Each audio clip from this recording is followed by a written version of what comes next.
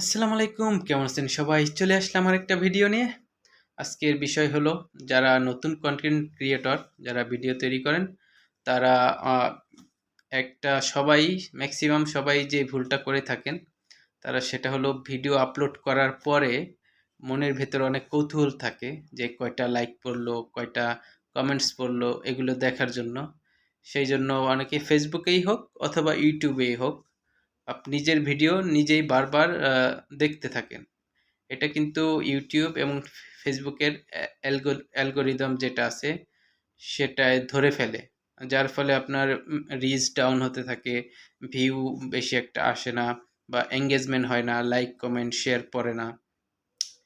এই ভুলটা কেউ করবেন না। নিজের ভিডিও নিজের ডিভাইস দিয়ে দেখবেন না। এমনকি আপনাদের একটা ওয়াইফাইয়ের আন্ডারে যতগুলি ডিভাইস আছে কোনো ডিভাইস দিয়েই বারবার দেখবেন না। তাহলে আপনার ভিডিওর ভিউ তেমন আসবে না, রিচ কমে যাবে, এঙ্গেজমেন্ট কমে যাবে। আশা করি বিষয়টা সবাই মাথায় রাখবেন। এমনকি নতুন নতুন আরও এরকম টিপস পেতে আমার চ্যানেলটি সাবস্ক্রাইব করে রাখুন। Bye bye.